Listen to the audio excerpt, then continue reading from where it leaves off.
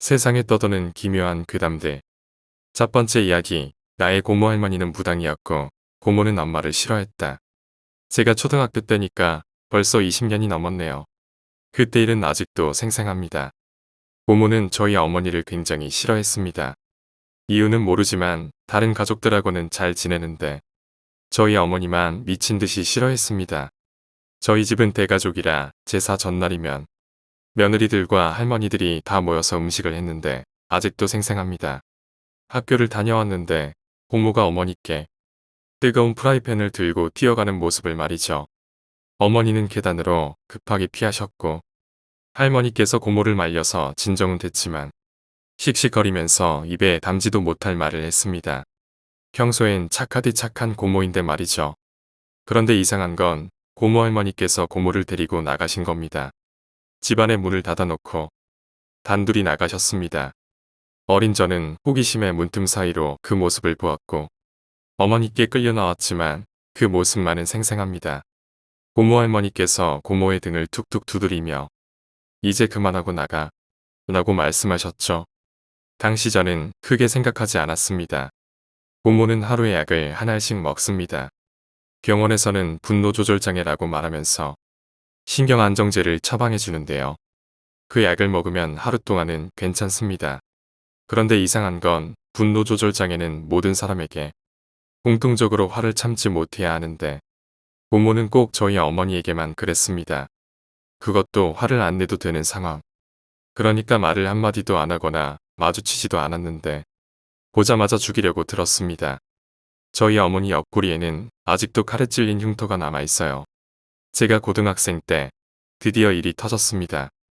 2층 집인 저희 집에서는 1층에는 저와 할아버지, 할머니와 고모가 있었고 2층에는 부모님과 누나가 살고 있었는데 가만히 공부하고 있으면 고모께서 야식 같은 걸 간간히 만들어서 주시곤 했습니다. 약을 먹으면 그날 하루는 정말 착하신 분이었죠. 고모께서 야식을 먹으라고 나오라고 하셔서 나갔는데 할머니와 고모가 떡볶이를 드시고 계셨습니다. 저는 나름 애교를 부린답시고 고모께 이거 정말 맛있네요 라며 오버했는데 고모께서 무표정한 얼굴로 갑자기 닥쳐 니네 엄마 오잖아 이러시는 겁니다. 어머니께서 그 근처에 계시지도 않았는데요. 저는 당황해서 네 라고 물었고 그러자 고모가 할머니를 쳐다보더니 엄마 이 새끼 죽여버릴까? 라고 말했죠. 할머니께서 말리셨지만 저는 소름이 확 끼쳐서 그날은 제 방 문을 꼭 잠그고 잤네요. 나중에 어머니께 왜 그런지 여쭤봤습니다. 이 얘기를 듣는 다른 분들도 그렇겠지만 대체 왜 저런 고모랑 같이 살아야 하는지 이유를 몰랐습니다. 너무도 위험한데 말이죠. 그런데 어머니께서 해주신 이야기가 충격적이었습니다. 고모는 옛날에 신병을 앓은 적이 있다고 합니다. 그런데 무당이 될 수는 없어 눌림굿을 받았는데 그때 눌림굿을 해주신 분이 저희 고모 할머니이십니다. 고모 할머니께선 무당일을 하고 계시거든요. 지금도 하고 계십니다. 가끔 제사 지낸 과일도 보내주시고요. 그런데 눌림굿이 끝나고 고모 할머니께서 말씀하셨답니다. 눌림굿은 잘 안 됐다. 귀신의 힘이 너무 세다. 잡신치고는 너무 강해서 고모는 완전하게 신병이 끝난 건 아닐 거고 앞으로 집안에 태어날 자식 중에 한 명은 잔병치레가 많을 거다. 지금에서야 말하지만 저희 누나는 잔병치레가 많습니다. 겨울이 되면 하루가 멀다 하고 감기에 걸리고 음식을 조금만 잘못 먹으면 체하는 데다 장염이나 소화불량은 달고 살았죠. 그 이야기를 듣고 보니 옛날의 일이 떠올랐습니다. 저희 누나는 기가 약해서인지 가위에 자주 눌려서 제가 중학생이 될 때까지도 같은 방에서 잤습니다. 혹시나 무슨 일이 일어날지 모르니까요. 저는 기가 강한 편인지 아직까지 가위는 한 번도 안 눌려봤어요. 그런데 잠을 자다가 일어나 보니 마루에 불이 켜져 있고 어떤 여자가 한 명 서 있는 겁니다. 보통 이런 얘기를 하면 옷차림부터 말하는데 옷차림은 모르겠어요. 무슨 색이었는지도 기억이 안 나네요. 그런데 기억나는 건 허리까지 오는 산발머리였다는 겁니다. 처음 보는 사람이라 누구세요? 라고 했더니 그 사람이 천천히 고개를 돌리는데 얼굴 앞까지 머리카락이었습니다. 엄청 더럽고 산발된 머리카락이었죠. 그런데 이상한 건 그 머리카락 사이로 보였던 그 눈이 흰자밖에 없었던 겁니다. 저는 너무 놀라서 벌떡 일어났고 다행스럽게도 꿈이었습니다.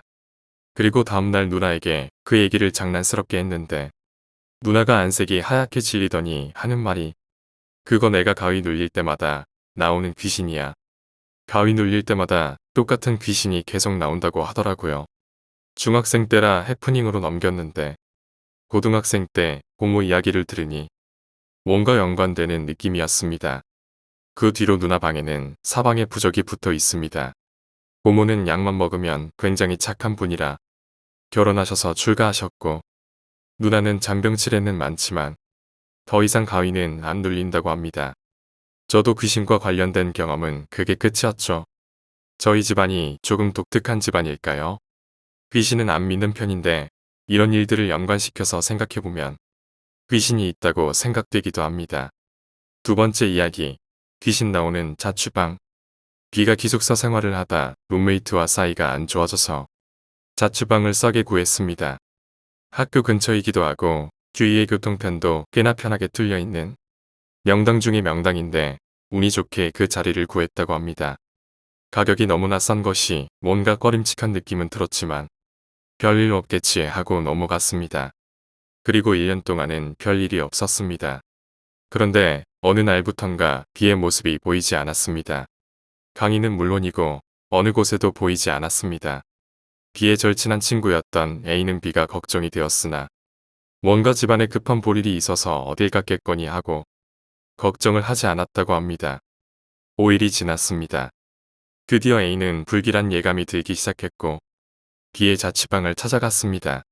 하지만 노크를 해도 B를 불러보아도 안에서는 아무 대답이 없었습니다.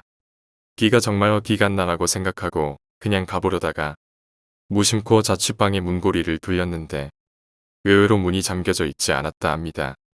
안에 있는 건가 싶어서 들어가 봤는데 A는 온몸에 소름이 돋아 움직일 수 없었습니다. 자취방의 벽이 피로 범벅이 되어 있었기 때문입니다. 매우 이상하게도 다른 곳은 전혀 묻어있지 않고 오직 문고리가 있는 높이의 벽에만 붓으로 빨간 물감을 묻혀 점을 찍은 것처럼 수많은 핏자국이 묻어 있었습니다. 정면에 보이는 침대에는 비로 보이는 사람이 이불을 뒤집어 쓰고 웅크리고 있었다 합니다. A는 무섭기도 하고 두렵기도 해서 조심스럽게 침대로 향했습니다. 걱정했잖아. 뭔 일 있냐? 라고 말하며 한 손으로 이불을 걷어 올렸습니다. 아니, 걷어 올리려 했습니다. 그런데 이불이 쉽사리 걷어지지 않았습니다. 마치 이불에 붙은 그것과 이불이 한 덩이가 된 것처럼 두 손으로 들어 올리려고 애를 썼다 합니다. 결국 이불과 한 뭉치가 된 그것을 들어 올린 순간 쩍 소리를 내며 이불에 붙어 있던 것이 떨어졌습니다. 떨어진 것은 온몸에 피칠을 한 채 죽어있는 비의 모습이었습니다. 이불을 뒤집어 쓰고 죽은 듯 한때 몸에서 흐른 피가 곧자 이불과 몸이 붙어버린 것입니다. 비의 모습은 죽기 직전까지도 극도의 공포에 질려 있었다는 것을 알 수 있었습니다. 곧바로 경찰에 신고했고 경찰은 당연히 첫 발견자인 A를 의심했지만 부검 결과 등이 나오자 의심을 거두고 자세한 내용을 알려주었습니다. B의 사인은 과다출혈이었습니다. 몸의 다른 부분은 지극히 멀쩡했으며 칼에 찔리거나 개인 상처 하나 없었지만 그의 열 손가락은 전부 손가락의 둘째 마디까지 터져 있었습니다. 벽에 묻은 피는 전부 B의 것으로 양으로 치면 B의 몸에서 나오는 피의 거의 절반에 가까운 엄청난 양입니다. 이해가 안 되는 일이지만 B는 자취방의 벽을 손가락이 다 터져나가도록 두드리다가 과다출혈로 죽은 것입니다. B는 그 자취방에서 무언가를 보았을 것이고 밖으로 도망치려고 문고리를 찾았으나 찾지 못했을 것입니다. 그 때문에 문고리 높이의 벽을 미친 듯이 두들겨서 그곳에만 피가 묻어 있었던 것은 아닐지, 그리고 나중에는 이불 속에 숨었으나 흘린 피가 너무 많아 죽었을 것입니다. B는 자취방에서 무엇을 봤을까요? 세 번째 이야기, 모텔의 정화조 사건. 대구광역시에서 모텔을 운영하고 있던 여성 E씨가 실종되는 사건이 발생했는데 그녀는 젊어서 남편과 이혼 후 아들을 키우며 살다가 모아둔 돈으로 모텔을 운영하고 있었습니다. 그러던 중 이 씨가 실종되자 경찰은 수사에 들어갔고 당시 이 씨와 마지막으로 함께 있었던 아들 김 씨의 말에 따르면 2007년 3월 11일 아침 6시경 아들에게 수영장을 가겠다는 말을 남기고 사라졌다고 합니다. 경찰이 이 씨의 신원을 수색하면서 이 씨가 다니던 수영장을 조사했으나 사건 당일 이 씨가 가기로 한 수영장에서 그녀를 목격한 이는 아무도 없었습니다. 대신 이 씨의 자가용은 수영장 주차장에서 발견되었는데 차량을 조사하던 경찰은 뭔가 이상한 점을 발견합니다. 이 씨는 신장 158cm의 작은 체구였는데 발견 당시 이 씨의 차량 운전석은 이 씨 같은 작은 여성이 운전한 것 치곤 운전석과 페달이 상당히 띄워져 있는 상황이었습니다. 이 때문에 경찰은 이 차량을 운전한 건 이 씨가 아닌 건장한 체구의 남성이 대신 운전한 거라고 보았습니다. 단순 실종이 아니라는 거였는데 제일 중요한 이 씨의 행방은 오리무중이었습니다. 그리고 이상한 일이 벌어졌는데 이 씨가 실종된 후 한 달이 지났을 무렵 동생을 걱정하고 있던 이 씨의 언니의 꿈에 이 씨가 나타났다고 합니다. 꿈에 나타난 이 씨는 물에 흠뻑 젖은 상태로 퉁퉁 불어있는 모습이었고 이에 이 씨의 언니는 동생이 물에 빠져 죽었다고 생각해서 사건 당담 형사들에게 모텔 주변 저수지와 정화조를 조사해보라고 했고 한 차례 수색을 했으나 이 씨는 발견되지 않았습니다. 이후 몇 번이나 꿈에서 젖은 동생이 나타나 우는 모습을 본 언니는 형사들에게 저수지에 물을 퍼올릴 것을 요구하기까지 했으나 이는 받아들여지지 않았다고 합니다. 이 씨의 언니는 이후로도 정화조와 저수지 수색 요청을 계속했고 이 씨가 실종된 후 4년이 지나서야 경찰은 재수사를 시작했습니다. 경찰은 이 씨 언니의 요구대로 모텔의 정화조와 저수지를 다시 한번 수색했는데 정화조를 수색하던 경찰들은 정화조 속에서 백골이 된 이 씨의 시신을 발견했습니다. 모텔의 정화조는 모두 6칸으로 분리되었는데 모텔에서 나온 오물이 가장 먼저 전달되는 1번 맨홀 정화조가 가장 더럽고 오염 정도가 심하며 번호가 뒤로 갈수록 정화가 진행되어 오염도가 낮아지는 구조였고 이 씨의 시신은 4번 정화조에서 발견되었습니다. 정화조에서 발견된 이 씨의 백골은 분홍색 바지를 입은 상태였고 머리가 검은 비닐봉투로 쌓이고 봉투를 넥타이로 다시 묶은 모습이었다고 합니다. 시신을 조사한 결과 사인은 둔기로 인한 피살이었는데 경찰은 4번 정화조에서 이 씨의 시신이 발견되자 범인이 이 모텔에 대해 잘 알고 있는 사람이라고 생각했습니다. 사건이 일어난 모텔은 평소 정화조의 찌꺼기를 제거하기 위해 한 달 간격으로 청소차를 불러 정화조 청소를 진행했는데 가장 더러운 1번부터 3번까지 뚜껑을 열어 청소를 했고 4번 정화조부터는 청소를 하지 않았다고 합니다. 이는 범인이 모텔의 사정을 잘 아는 사람이라는 걸 나타내는 것이었죠. 그리고 조사 결과 유력한 용의자가 떠오르는데 그는 이 씨의 아들 김 씨였습니다. 당시 시신의 머리를 감싸는데 사용한 봉투는 모텔에서 사용하던 것으로 밝혀졌고 시신의 목에 있던 넥타이는 평소 이 씨의 아들이 메고 다니던 것이라는 주변 사람들의 증언이 나왔습니다. 아들 김 씨는 이 씨의 실종 당일 아침 6시에 수영장으로 나가는 어머니를 마지막으로 목격했다고 진술했으나 이 씨가 평소 외출 시 신던 신발은 모텔에서 그대로 발견되었고 또한 정화조에서 발견된 유골이 입고 있던 분홍 바지는 평소 이 씨가 모텔 내에서 평상복 차림으로 입던 바지였습니다.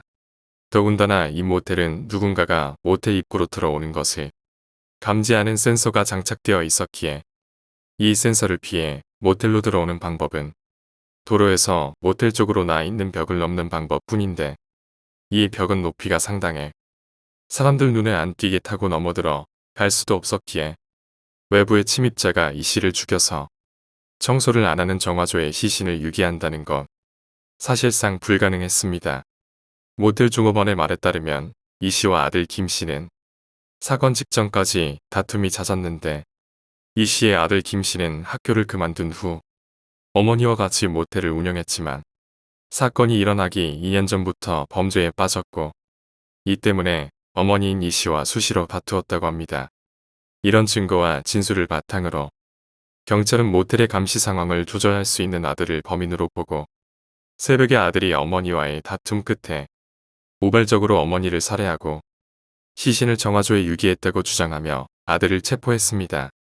그러나 아들 김 씨는 수사 과정과 법정에서 경찰이 처음부터 자신을 표적으로 삼고 수사했다며 자신의 범행을 강하게 부인했는데 우선 시신에서 발견된 넥타이는 자기 것이 아니라고 했으며 자신은 당일날 어머니가 나간 후 모텔 정리를 하느라고 바빴기에 주변을 살피기 힘들었으며 보통 새벽 2시부터 5시까지 CCTV와 감지 센서를 끄기 때문에 그 시간에 범인이 침입해서 숨어 있다가 아침에 나가는 어머니를 노리고 살해할 가능성이 있다고 진술했습니다.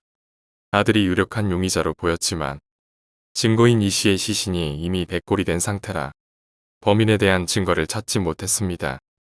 경찰은 여러 간접 증거와 정황 증거들을 토대로 2011년 7월 아들 김 씨를 살인 용의자로 체포하고 검찰은 무기징역을 구형했지만 1심 재판에서 대구지법 재판부는 김 씨가 피해자의 마지막 모습을 본 유일한 사람이고 사체에서 발견된 바지가 피해자가 평소 모텔에서 일할 때 입던 바지라는 몇 가지 정황 증거는 인정되나 살해 장소로 추정되는 모텔 주변에서 정확한 혈흔이 발견되지 않았고 범행 도구가 특정되지 않는 데다가 자신이 사는 곳에 시신을 유기했다는 것은 범행 발각을 피하려는 범인의 심리적 특성상 이해되지 않는 정황이다라고 덧붙이며 증거 불충분으로 무죄를 선언합니다.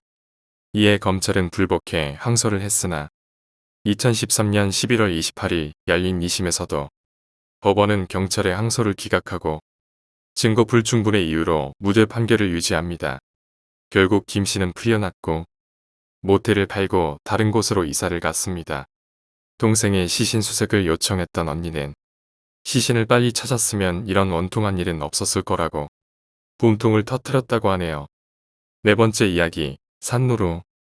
증조할머니와 증조할아버지가 살아계실 때 이야기입니다. 어느 날 증조할아버지께서 길을 가시던 중 산에서 나온 산노루를 발견하십니다. 옛말에 산노루를 잡으면 재수 없다는 말이 있습니다. 하지만 저희 증조할아버지는 그 말을 대수롭지 않게 여기시고 산노루를 잡으려고 하셨습니다. 그런데 증조할아버지가 아무리 때려도 노루가 죽지 않더랍니다. 겨우 고생하셔서 결국 노루를 잡았고 노루를 잡아 삶아서 증조할머니와 드셨는데 증조할머니의 이가 노루를 드시다가 빠지십니다.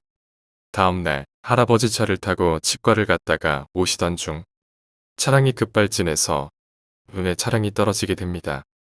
다행히 자식은 무사했지만 증조할머니는 병원에서 치료를 받으셨습니다. 그런데 저희 가족 중에 무당이 있으신데 그분이 병원에 오져 소스라치셨습니다. 할머니의 몸에 노루의 혼이 붙어 있어 지금 당장 노루에게 제사를 지내지 않으면 어떻게 될지 몰라. 저희 증조할아버지는 그런 거 믿지 않으시기 때문에 절대 반대하셨습니다. 게다가 의사 선생님께서도 아무 일 없이 회복이 잘 되고 있다고 하셔서 저희들은 안심을 하고 집으로 돌아갔습니다. 그런데 괜찮으시던 할머니가 저녁에 갑자기 돌아가셨습니다. 할아버지와 가족들이 할머니의 시신을 마지막으로 보는데 증조할아버지가 말씀하셨습니다. 할멈 몸에 있는 저 멍. 내가 두들겨 베서 죽인 그 노루의 멍 위치와 모양이 똑같아. 그 후 증조할아버지는 산노루를 잡은 걸 후회하시면서 저희들에게 산노루는 절대 잡지 말라며 신신당부하셨습니다. 그때 노루에게 제사를 지냈다면 증조할머니는 돌아가지 않으셨을 것 같습니다. 5번째 이야기, 신내림. 특별히 무섭거나 그로테스크한 경험은 아니지만 실제로 저희 동네에서 일어난 일이고 당사자가 아직 살아계시는 실화라서 이야기해봅니다. 방송에서 무당이나 신내림이 나올 때면 저것이 환각 상태인지 정말 빙의 상태인지 혹은 사기인지 아리송합니다. 이제는 상당수의 분들이 돌아가시긴 했습니다만 많은 지인이 존재하는 이야기입니다. 50년 전 당시 동네에 이라고 하는 아가씨가 있었는데 특별한 구석이 없는 평범한 아가씨였다고 합니다. 그러던 어느 더운 여름밤 자정을 넘긴 시각에 방에서 잠을 자던 A는 갑자기 일어나 맨발의 잠옷차림으로 어딘가로 달려갔습니다. 그 소리에 놀란 A의 부모님이 깨어나서 A를 쫓아갔는데 어찌나 빨리 달려가는지 간신히 뒷모습만 따라갈 뿐 전혀 따라잡을 수가 없었다고 합니다. A가 달려가는 방향은 시내에서 멀리 떨어진 고기 위의 공동묘지였죠.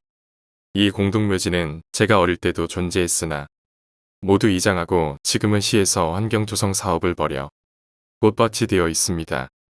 걸어 올라가기에도 꽤 가파른 그 길을 맨발로 달려 올라간 A가 어느 순간 시야에서 사라졌습니다. A의 부모님은 달빛에 의지해 공동묘지 여기저기를 뒤지고 다니셨고 소란에 놀란 동네 사람들이 횃불을 들고 쫓아오셨습니다. 그리고 A를 발견했을 때 A는 후미진 곳에 위치한 어느 무덤 앞에 손으로 미친 듯이 파헤치고 있었습니다. A의 부모가 달려들어서 막으려는 순간 A가 파헤친 땅에서 한 쌍의 방울이 나왔습니다. 알록달록한 색실이 달린 방울이었죠. 방울을 꺼낸 A는 만족한 얼굴로 방울을 손에 쥐고 바로 기절했다고 합니다. 그 후 A는 신내림을 받게 됩니다. A가 파헤친 그 무덤은 연고도 없고 이젠 사람들 기억에서 잊혀진 무당의 무덤이었다고 합니다. 사람들은 무당의 귀신이 데려갔다고도 하고 신이 불렀다고도 합니다만 어쨌거나 A는 무당이 되었고 상당히 영험한 능력을 갖추게 되었는데 이야기는 여기서 끝나지 않았습니다. A가 신내림을 받은 몇 달 뒤 어떤 여자가 무서운 얼굴을 하고 A를 찾아왔습니다. 그 여자를 마주한 순간 A 역시 살기 어린 눈으로 상대방을 마주보았다고 합니다.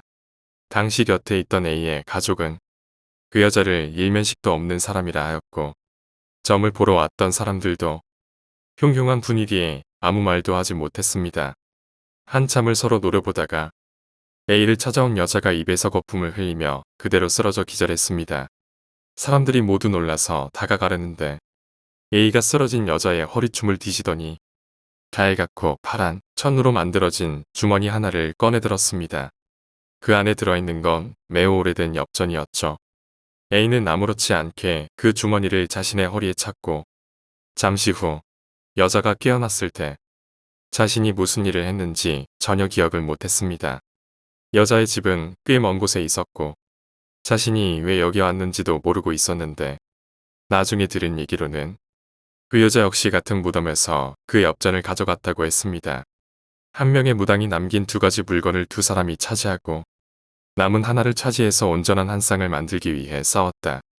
어른들은 그렇게 얘기했습니다. 엽전을 빼앗긴 여자는 별 표정도 없이 집으로 돌아갔고 엽전까지 얻은 A는 그 후로 더 영험해졌다고 합니다. 이제 고령의 할머니이신 A는 아직도 태백산 근처에 살고 있으면서 수시로 산에 올라가 기도를 드리고 영험한 무당으로 꽤 이름이 알려졌습니다. 그때 동네에 사시던 어른들 중에 이 사건을 모르는 분이 안 계시다고 합니다. 특히 당시에 횃불을 들고 공동묘지까지 달려갔다는 몇몇 어른들은 지금도 그때를 생각하면 오싹하다고 하십니다. 여섯 번째 이야기, 저 사람을 따라가지 마. 제가 아주 어릴 적 이야기인데요. 초등학교 들어가기 전에 일이라고 하네요. 그때 즈음에 저의 친할아버지께서 돌아가셨는데요. 저는 그때 너무 어려서 장례식이 끝나고 할아버지를 묻는 산에는 데려가지 않았다고 하시더라고요. 며칠이 지났는지는 자세히 기억할 수 없지만 어린 나이지만 저만의 방을 가지게 되었습니다. 그 방은 돌아가신 저희 할아버지가 쓰시던 방이었죠. 그 방은 문이 두 개 있는데 한 문은 밖과 연결되어 있으며 다른 한 문은 부엌과 바로 연결되어 있는 문이죠. 부엌엔 창문이 없어서 불을 끄면 칠흑같이 어두워지는 터라 저는 밤마다 항상 무서워했어요. 그치만 제 방에서 자려면 어쩔 수 없었고 제 방에서 처음 잔 날이었습니다. 한참을 자고 있었는데 희미한 목소리가 들려왔습니다. 저를 부르는 목소리가 있었습니다. 그 목소리는 어두운 부엌에서 들려오는 것이었습니다. 엄마의 목소리였기에 엄마가 밤에 뭘 주시려나 보다 하고 일어났습니다. 그런데 엄마는 가까이 있지도 않은 채 저 멀리서 손짓만 하면서 제 이름을 부르더라고요. 좀 이상했습니다. 평소 엄마라면 저를 부르다가 저한테 오셨을 텐데 계속 저를 부르시기만 하니까요. 그래서 저는 엄마? 라고 물었는데 대답 없이 역시 계속해서 손짓만 하더군요. 미묘한 기분이었지만 엄마니까 당연히 이불 속에서 나가려고 했죠. 하지만 등 뒤에서 누군가가 말했습니다. 저 사람을 따라가면 안 돼. 엄마가 아니야. 남자의 목소리가 등 뒤에서 들렸습니다. 깜짝 놀라 뒤를 돌아보았는데 아무도 없었습니다. 문득 무서움이 잔뜩 밀려온 저는 냅다 밖으로 통하는 문을 열고 밖으로 뛰쳐나갔습니다. 밖에 있던 세숫대야에 엎어져서 차가운 물을 잔뜩 뒤집어 쓴 채로 안방으로 울면서 아빠한테 갔죠. 이게 웬일인지 엄마는 아빠와 함께 침대에서 곤히 주무시고 계셨습니다. 엄마를 급하게 흔들어 깨우자 엄마가 눈을 비비며 일어났습니다.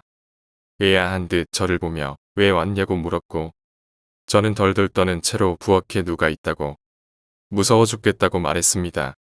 엄마는 부엌으로 가서 문을 열고 불을 켰습니다. 이게 웬일일까? 엄마와 닮은 형체가 있던 그 자리에는 물웅덩이가 있었습니다. 엄마께선 설거지를 하고 항상 물기를 닦기에 부엌에 물기가 있을 리가 없습니다.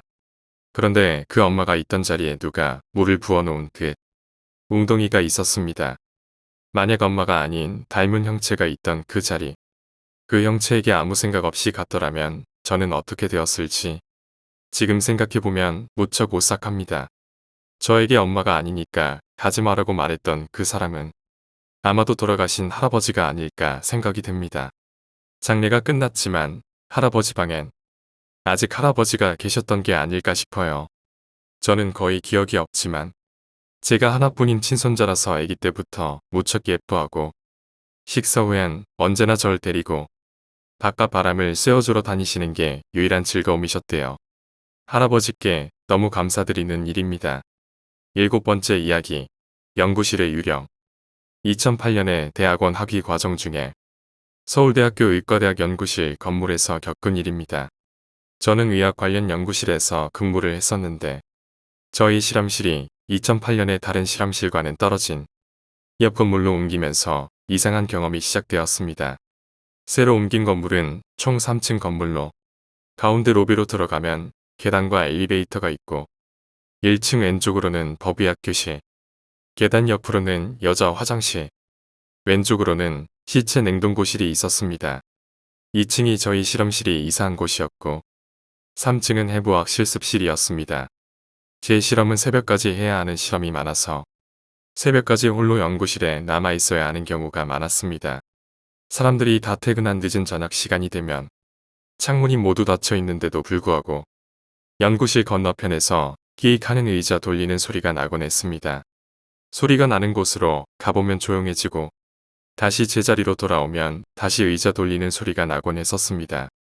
또한 아무도 없는 새벽 3시쯤이면 가끔 위층에서 책걸상 끄는 소리가 들리고 발소리가 들리곤 했습니다. 하지만 위층은 해부학 실습실이라 새벽에 실습을 하지도 않을 뿐더러 대부분은 자물쇠로 잠겨 있습니다. 2층에도 화장실이 있어서 화장실을 갈 때면 3층 복도의 계단에서 누가 내려오는 발소리를 듣곤 했고 출입증이 있어야지만 들어올 수 있는 연구실 외부에서도 제가 자리에 있으면 복도를 거니는 발자국 소리를 듣곤 했습니다. 제가 환청을 듣거나 예민한 편이 아니냐고 하신다면 전 전혀 아니라고 말할 수 있습니다만 유독 실험실이 그 건물로 옮긴 후부터 계속 그런 일이 발생했고 제가 친구와 함께 있거나 다른 사람과 있을 때는 그런 소리가 들리지 않았습니다. 사실 제가 귀신의 존재를 믿게 된 가장 커다란 경험은 지금부터 말씀드릴 일입니다. 너무 무서웠던 경험이라 지금도 생생합니다. 사람들은 평소처럼 모두 퇴근하고 그날은 저도 9시 반쯤 퇴근했습니다. 이미 밖은 어두컴컴했지만 실험이 일찍 끝났다며 신나게 퇴근 준비를 하고 기숙사를 향해 건물을 나서는데 문득 화장실을 들렀다가 가야겠다는 마음에 1층 화장실을 가게 되었습니다. 1층은 횡한 로비가 있기는 하지만 왼편으로는 법의학교실이라는 팻말과 거의 잠겨있는 문, 오른편으로는 해부학 실습용 시체 냉장고가 있는 공간이 있지만 로비 쪽으로는 그냥 막혀있는 벽으로 보여서 거의 1층에는 꽤 넓은 여자 화장실이 전부입니다. 이 여자 화장실은 다른 화장실에 비해서 이상하게 천장이 높고 들어가서 오른쪽 벽이 시체 냉장고와 맞닿아 있다는 얘기를 들은 적이 있어서 평소에는 환한 대낮이 아니고서야 왠지 무서운 기분이 들어서 잘 사용하지 않는 화장실이었습니다. 그날따라 집에 빨리 가고 싶어서 아무 생각 없이 1층 화장실을 간 것이 화근이었습니다. 화장실의 구조는 손잡이가 없는 무거운 문을 왼편으로 젖혀서 밀고 들어가면 문은 굳이 닫지 않아도 스스로 닫힙니다. 문이 닫히면 문 뒤쪽으로는 커다란 전신 거울이 벽에 붙어 있고 오른쪽으로는 또 다른 커다란 거울이 있는 세면대가 2칸, 정면으로는 화장실이 3칸이 있는 구조입니다. 입구 쪽에서 보면 화장실 한 칸의 옆면이 보이죠. 이 화장실에 처음 들어갔을 때부터 뭔가 기분이 이상한 느낌이 들었고 누군가가 화장실에 있는 느낌이 들었습니다. 그쯤에선 용무가 조금 급했지만 기분이 이상해서 화장실 3칸을 모두 열어 다른 사람이 없는 것을 확인하고서야 저는 제일 첫 번째 칸으로 들어갔습니다. 화장실 문은 제가 들어올 때 닫혔고 그 이후로 문이 열리는 소리나 닫히는 소리는 듣지 못했습니다. 문소리가 워낙 커서 제가 못 들을 수도 없습니다. 그런데 제가 볼일을 보고 있는데 바로 옆 칸에서 뭔가 신경질적으로 휴지를 푸는 소리가 들리는 겁니다. 저는 사람이 없는 걸 확인하고 들어왔기에 기겁을 했지만 제가 잘못 들었겠지 생각하며 의연한 척 볼일을 마치고 나가서 다시 옆 칸을 확인했지요. 역시나 아무도 없었습니다. 아무리 이상해도 손은 씻고 가야 했기에 세면대로 재빨리 향했습니다. 구부정하게 앞으로 숙이고서 손을 씻고 있는데 누군가가 제가 메고 있던 백팩을 힘껏 뒤로 당긴 듯이 갑자기 제 상체가 뒤로 젖혀졌습니다. 그 힘이 어찌나 강하던지 씻던 손이 튕겨져 나온 것도 물론이거니와 한 발 물러서지기까지 했습니다. 분명 제가 들어가서 나올 때까지 문은 열리지 않았고 화장실 구석구석 아무도 없는 것을 확인했고 세면대의 뒤쪽으로는 전신 거울뿐 아무도 없었고 제가 메고 있던 백팩이 어디에 걸릴 일은 전혀 없었습니다. 그 일이 있고 저는 기겁하고 다시는 그 화장실에 가지 않았고 얼마 후 그 건물을 재건축하며 그 화장실은 없어졌습니다. 나중에 들은 소문으론 해부학실 함명 시체 중에는 무연고저도 종종 있다고 합니다. 그래서 저 세상으로 편안하게 가지 못한 영혼들이 그곳에 남아있던 게 아닐까 싶습니다. 8번째 이야기. 그 여자. 저희 어머니께서 신혼 때 겪은 일입니다. 결혼하고 같이 산 지 얼마 안 되었을 즈음 어머니께선 이상한 꿈을 꾸기 시작하셨다고 합니다. 꿈속에서 어머니는 산길을 걷고 계셨다고 합니다. 한참 걷다 보니 큰 나무가 보였는데 나무를 올려다보면 흰 소복을 입은 여자가 목을 매달고 죽어 있었다고 합니다. 그 여자가 목 매달다고 있는 모습이 끔찍하고 무섭기도 했지만 한편으론 측은한 마음이 들었다고 하네요. 그래서 여자의 시체를 내려주려고 나무를 향해 다가가는데 이상하게도 어머니가 한 발짝 다가서면 마치 나무가 도망치는 것처럼 계속 걸어도 나무에 도착할 수 없었다고 합니다. 그렇게 계속 나무에 목을 매단 여자를 바라보다가 꿈에서 깨어나셨다고 하네요. 처음에는 시집 온 지 얼마 안 되어서 너무 긴장한 바람에 악몽을 꿨나 싶었지만 그 꿈 며칠마다 계속 꾸게 되어 어머니께선 제대로 잠도 이룰 수 없었습니다. 제 할머니, 그러니까 시어머니께선 며느리가 잠도 제대로 못 자고 피곤해하는 것이 이상했고 어머니께 무슨 일이라도 있냐고 물어보셔서 그제야 할머니에게 꿈 이야기를 하게 되었다고 하네요. 그러자 꿈 이야기를 들으신 할머니는 경악하셨다고 합니다. 어째서 그 여자가 내 꿈에 나타났다니. 사건의 전말은 이러했습니다. 꿈에 나타난 여자의 인상착의를 확인해보니 그 여자는 큰 할아버지의 돌아가신 첩이었다고 합니다. 큰 할아버지는 젊은 시절의 마구잡이로 동물을 포획하고 여러모로 사람들한테 평판이 좋지 않은 분이었는데 어느 날 큰 할아버지에게 빚을 진 사람이 사정이 여의치 않아 빚을 갚지 못하자 대신 그 딸을 데리고 온 것입니다. 그리곤 첩으로 삼은 거죠. 하지만 그분은 남편의 나쁜 성격과 시어머니의 닥달을 참아내지 못했고 결국 그 집에 온 지 얼마 안 돼서 그만 목을 매달아 자살하셨다고 합니다. 이상하게도 돌아가신 그분은 저희 가족들의 꿈에 한 번도 나타난 적이 없었다고 하네요. 어쩌면 돌아가신 그분은 외지인이나 다름없는 저희 어머니라면 억울했던 처지를 이해해 줄 수 있을 거라 생각하고 나타나셨던 게 아닐까 싶습니다.